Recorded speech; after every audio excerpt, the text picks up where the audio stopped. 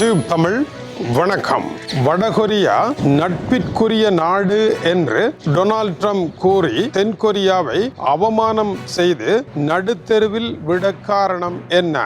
இப்பொழுது டொனால்ட் ட்ரம்பிற்கு வடகொரிய அதிபர் மீது பாசமழை பொழிவதற்கான காரணம் என்ன? இது தொடர்பான ஆய்வு கட்டுரை டென்மார்க் ஜூலன் போஸ்டனில் இன்று வெளியாகி இருக்கின்றது. டொனால்ட் ட்ரம்பின் கிம் ஜோங் உங் தொடர்பான கருத்தில் நம்பிக்கைக்கு உரிய நாடு என்று வடகொரியாவை அவர் பாராட்டி இருக்கின்றார். வடகொரியா நம்பிக்கைக்குரிய நாடு என்றால் தென்கொரியா என்ன? தென்கொரியா நம்பிக்கைக்கு உரிய நாடு அல்ல என்பது அவருடைய கருத்து. தென்கொரியாவிற்கு நாங்கள் பாதுகாப்பாக இருக்கின்றோம், ஆனால் தென்கொரியா அதுபோல நாங்கள் கேட்டதும் ஹோர்முஸ் நீரிணை ஈரான் போருக்கு வரும்படி அழைத்தும் வரவில்லை. தென்கொரியாவிற்கு ஒரு பிரச்சனை வருமாக இருந்தால் நாங்கள் தென்கொரியாவிற்காக போர்க்களம் செல்ல வேண்டும், ஆனால் எங்களுடைய பிரச்சனையில் தென்கொரியா தலையிட மாட்டாது என்றால் அது நட்புக்குரிய ஒரு நாடு அல்ல என்பது டொனால்ட் ட்ரம்பினுடைய கருத்து. இதனால் தான் தென்கொரியா அமெரிக்கா நடத்துகின்ற படைப்பயிற்சியினுடைய பணத்தை 50% அவர் வெட்டி சாதாரண பயிற்சியாக மாற்றி இருக்கின்றார். கிம் ஜோங் உங்குடன் தான் நீண்ட காலமாக நண்பனாக இருப்பதாகவும் தன்னுடைய ஆட்சி காலத்தில் அமெரிக்காவிற்கு எதிராக எதுவுமே கிம் ஜோங் உங் செய்யவில்லை என்றும் நம்பிக்கைக்குரிய ஒரு மனிதராக அவர் இருந்திருக்கின்றார் என்றும் வடகொரிய அதிபர் கிம் ஜோங் உங்கிற்கு அமெரிக்க அதிபர் புகழாரம் சூட்டி இருக்கின்றார். இதற்கான அடிப்படை காரணம் அமெரிக்கா ஈரான் போர்க்களத்தில் இப்பொழுது ஏற்பட்டிருக்கின்ற பொருளாதார பாதுகாப்பு ஆயுத நெருக்கடி காரணமாக கிம் ஜோங் உங்குடன் இதே பகையை வளர்த்து கொள்ள டொனால்ட் ட்ரம்ப் விரும்பவில்லை. ஆசிய நாடுகளில் பணத்தை கொட்டி இறைப்பது விழலுக்கு இறைத்த நீர் என்று டொனால்ட் ட்ரம்ப் கருதுவதனால் கிம் ஜோங் உங்குடன் உறவாக சென்று இந்த சிக்கலை தீர்த்து கொள்வதற்கான ஓர் எத்தனத்தில் அவர் இறங்கி இருக்கின்றார். தென்கொரியாவுடன் செய்து கொள்ளப்பட்ட பாதுகாப்பு உடன்படிக்கையின்படி அவர்களுடன் சேர்ந்து இயங்குவதனால் வடகொரியாவுடன் வீணான பகை வளருகின்றது. இதெல்லாம் அமெரிக்காவிற்கு தேவையில்லை என்பது இப்போதைய அவருடைய வியாக்கியானமாக இருக்கின்றது. இந்த இடத்தில் நிபுணர்கள் கேட்டிருக்கின்ற கேள்வி, ஈரான் அணுகுண்டை வைத்திருக்க கூடாது, ஈரானுடைய ஏவுகணைகள் எமக்கு ஆபத்தானது என்று ஈரானுடன் போர் புரிய சென்ற டொனால்ட் ட்ரம்ப் வடகொரியாவை பார்த்து அதற்கும் இதேதான் சொன்னார். அவர்களுடைய ஏவுகணைகள் ஆபத்தானவை, அவர்கள் அணுகுண்டை வைத்திருக்க கூடாது என்று குறிப்பிட்டார். இப்பொழுது வடகொரியாவை நம்பிக்கைக்குரிய நாடு என்று கூறி ஈரானை நம்பிக்கையற்ற நாடு என்று கூறியிருக்கின்றார். இதுதான் அவருடைய அரசியல் முரண் நகையாக இருப்பதாக நிபுணர்கள் சுட்டிக்காட்டுகின்றார்கள். அதேவேளை வடகொரிய அதிபர் டொனால்ட் ட்ரம்பினுடைய இந்த பேச்சை கேட்டு தன்னுடைய ஆப்த நண்பர்களாகிய ரஷ்ய அதிபர் புட்டினையும் சீன அதிபர் ஜி ஜின்பின்னையும் கைவிட்டு நண்பனான ஈரானையும் கைவிட்டு ஆகா அமெரிக்க அதிபர் நமது ஆள் என்று அவர் அது பற்றி எந்த அக்கறையும் படவில்லை. அவரை பொறுத்தவரையில் ஒரே விடயத்தை திட்டவட்டமாக கூறியிருக்கின்றார். இப்பொழுது புரிகின்றதா உங்களுக்கு உண்மை நிலை? அமெரிக்கா ஏன் எங்களை பாராட்டுகின்றது? அணுகுண்டை விடாப்பிடியாக நாங்கள் உருவாக்கின காரணத்தினால் தான் இன்று அமெரிக்கா எங்கள் மீது போர் பிரகடனம் செய்யாமல் நட்பு குரலை தருகின்றது.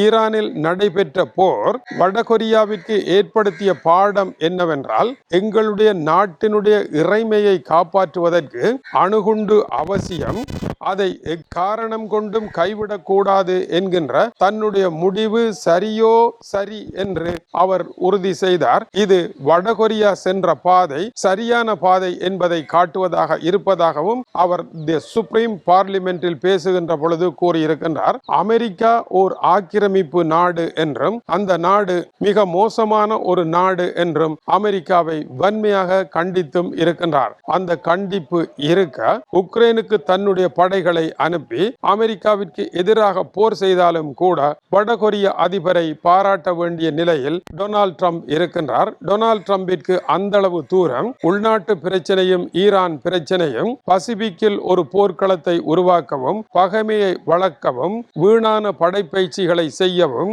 தென்கொரியாவில் கொண்டு சென்று பணத்தை கொட்டி இறைக்கவும், பசிபிக் கடலில் புலி கரைத்த வேலையை செய்யவும் இனிமேல் அவசியமில்லை என்ற நிலைக்கு ஈரான் போர் அவரை அழைத்து வந்து நிறுத்தி இருப்பதே இதனுடைய அடிப்படையாக இருக்கின்றது. அமெரிக்க அதிபரின் பேச்சை கேட்டு வடகொரியாவுடன் பகை வளர்த்து கெத்து காட்டிய தென்கொரியா இப்பொழுது வாயடைத்து போய் நிற்கின்றது. அமெரிக்க அதிபரினுடைய அந்தர்பல்ட்டியை பார்த்து இனிமேல் நாங்கள் என்ன செய்வது, நாங்கள் உடனடியாக அணுகுண்டை உருவாக்க வேண்டும் என்ற இடத்திற்கு உரையாடல்களை ஆரம்பித்திருக்கின்றது தென்கொரியா. தென்கொரியா இனி அணுகுண்டுகளை உருவாக்கி வடகொரியாவுடன் போர் புரிவதற்கு முன்னர் வடகொரியா வெகு தொலைவு சென்றுவிடும். அமெரிக்காவை நண்பனாக வைத்திருந்த தென்கொரியாவிற்கு என்னதான் நடந்தது என்பதை பாருங்கள். அமெரிக்கா ஒரு நட்பு நாடு அல்ல என்று கிம் ஜோங் உன் பாராளுமன்றத்தில் பேசிய உரை காற்றில் கலந்து கொண்டுதான் இருக்கின்றது.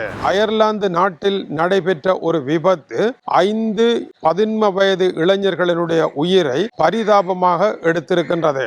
இந்த உயிர் போனதற்கான முக்கிய காரணம், விரைவு சாலையில் ஒரு பக்கத்தால் மட்டுமே வாகனத்தை ஓடக்கூடிய பக்கத்தில் அதனுடைய எதிர்ப்பக்கமாக இந்த 5 இளைஞர்களும் இருந்த வாகனத்தை கன வேகத்தில் ஓடி வந்திருக்கின்றார்கள். இப்படி ஓடி வந்தவர்கள் அதிகாலை நேரம் M3 சாலையில் எதிராக வந்த ஒரு காருடன் மோதினார்கள். அந்த காரில் வந்த 3 பெண்கள், 2 பெண்கள் 30 வயது, இன்னொரு பெண் 20 வயது, ஒரு 7 வயது சிறுவன் படுகாயமடைந்து உயிராபத்தான நிலையில் வைத்தியசாலையில் அனுமதிக்கப்பட்டிருக்கின்றார்கள். எதிர்ப்புறமாக காரை ஓடி வந்த 5 ஜென்சி இளைஞர்களும் அந்த இடத்திலேயே உயிரிழந்திருக்கின்றார்கள். இது குறித்து அயர்லாந்து நாட்டினுடைய போக்குவரத்து துறைக்கு பொறுப்பாக இருக்கின்ற ஜான் ஜோ கேனல் கூறுகின்ற பொழுது இது மிகவும் கொடூரமான செயல் என்றும், இந்த இளைஞர்கள் எதற்காக இப்படி பிழையான பக்கத்தில் காரை ஓட்டி சென்றார்கள் என்றால், சமூக வலைத்தளங்களில் இப்பொழுது இளையோரினுடைய அதிகமான லைக்ஸ்களை பெறுவதற்காக இந்த தவறான செயலை செய்து ஒரு அமைதியான குடும்பத்தின் வாழ்க்கையை இந்த இளையோர் அழித்து தள்ளி இருக்கின்றார்கள். இவர்கள் மரணமடைந்தது மட்டும் அல்லாமல் எதிரே வந்த வாகனத்தில் இருந்தவர்களுடைய வாழ்க்கையோடும் இவர்கள் விளையாடி இருக்கின்றார்கள். 2000 ஆண்டில் வெளியான சாசா ஸ்லைட் என்கின்ற ஒரு பாடல் இப்படி எதிர்ப்பக்க பாதையால் போவதை பாடுகின்றது. அந்த பாடலை சத்தமாக காரில் போட்டபடி இவர்கள் எகிரி பாய்ந்து ஓடி இருக்கின்றார்கள். இப்படி ஓடுவதும் இதை வீடியோ படம் எடுத்து சமூக வலைத்தளத்தில் போட இவர்களை போன்ற ஜென்சி இளைஞர்கள் பல லட்சக்கணக்கில் அதை லைக் பண்ணுவதும் இளைஞர்களிடையே ஒரு ட்ரெண்டிங்காக இப்பொழுது மாறி இருக்கின்றது. இந்த ட்ரெண்டில் சிக்கப்பட்டு இவர்கள் வாகனத்தை ஓடி சென்று மரணித்திருக்கின்றார்கள். இதற்கு சில தினங்களுக்கு முன்னதாக இதே வேலையை செய்த 8 இளைஞர்கள் படுகாயமடைந்து உயிராபத்தற்ற நிலையில் வைத்தியசாலையில் இருக்க அது தெரிந்தும் இவர்கள் இப்படி சென்று உயிரை மாய்த்திருக்கின்றார்கள். இந்த மோசமான நிலையும் அதை பாராட்டுவதும் எவ்வளவு அறிவற்ற செயல் என்பதும் இந்த இடத்தில் சமூக வலைத்தளங்கள் சென்று கொண்டிருப்பதும் ஆபத்தானது. இதற்கான கடும் தீவிர நடவடிக்கைகளை எடுப்பதற்கு இப்பொழுது போலீசார் தயாராகி கொண்டிருப்பதாக அயர்லாந்தில் தெரிவிக்கப்பட்டிருக்கின்றது. இதற்கிடையில் 8 நாடுகள் பாலஸ்தீன தீர்வு திட்டம் குறித்து இஸ்ரேலினுடைய பாதை தவறானது என்று கண்டன அறிக்கை வெளியிட்டிருக்கின்றன. நேற்று அமெரிக்க அதிபரனுடைய மருகன் ஜெரால்ட் குஷ்னர் தலைமையிலான குழுவினர் கட்டார், எகிப்து, துருக்கி போன்றவையும் இணைந்து ஹமாஸ் அமைப்புடன் பேச்சுக்களை நடத்திய பின்னர் இஸ்ரேல் சென்று பேசிய பொழுது இஸ்ரேல் அதை நிராகரித்தது மட்டும் அல்லாமல் அமெரிக்க ஜெனரல் ஒருவரை பொறுப்பாளராக நியமித்து ஹமாஸ் அமைப்பினுடைய ஆயுதங்களை களையும் வேலையை செய்யுங்கள், அதன் பின்னர் இஸ்ரேல் வெளியேறும் என்று கூறியதன் பின்னதாக சவுதி அரேபியா, கட்டார், எகிப்து, துருக்கி, ஜோர்டான், பஹ்ரைன், பாகிஸ்தான், இந்தோனேசியா ஆகிய 8 நாடுகள் இணைந்து வெளியிட்டிருக்கும் அறிக்கை உலக நாடுகளை அதிர்ச்சிக்குள் தள்ளி இருக்கின்றது, அமெரிக்கா உட்பட.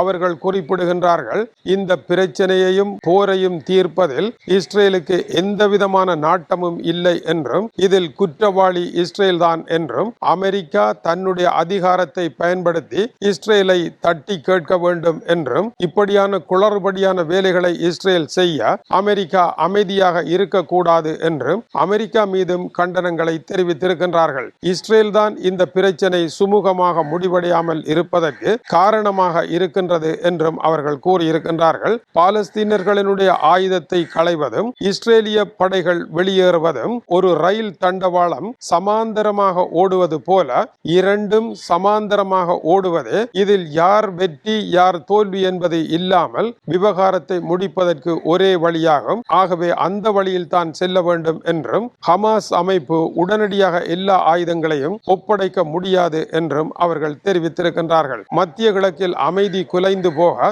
இஸ்ரேல் தான் காரணம் என்றும் திட்ட தெளிவாக அவர்கள் கூறியிருக்கின்றார்கள். இந்த இடத்தில் இஸ்ரேலும் ஹமாஸும் நடத்திய பேச்சுக்கள் சுமூகமான பாதையில் செல்லுகின்றன என்ற ஒரு தலையங்கம் வந்தாலும் இறுதி தீர்வை எட்டுகின்ற இடம் வெகு தொலைவில் இருப்பதாக நிபுணர்கள் தெரிவிக்கின்றார்கள். தொடர்ந்து இணைந்திருங்கள். மேலும் சூடான செய்திகள் வருகின்றது. ஒரு எள் அளவிலான 2 மில்லி மீட்டர்கள் அளவு கொண்ட ஒரு வண்டு அதனுடைய இனப்பெருக்கத்தின் மூலமாக தென்னாப்பிரிக்காவில் 6.5 கோடி மரங்களை ஒரே அடியாக சாய்த்து தள்ளி இருக்கின்றது. இந்த வண்டு காட்டு தீயை விட அமெரிக்க அதிபருடைய பங்கர் பூஸ்டரை விட ஆளில்லா விமானங்களை விட மிக ஆபத்தான ஒன்று என்பது உலக சமூக வலைத்தளங்களில் அதிர்வலைகளாக பரவி கொண்டிருக்கின்றது. அறிய வேண்டுமா? அடுத்த செய்திக்காக காத்திருங்கள். இது டியூப் தமிழினுடைய உலக செய்திகளுக்காக இலங்கை வடபுலம் யாழ்ப்பாணத்தில் இருந்து கீசே துறை. வணக்கம் உறவுகளே.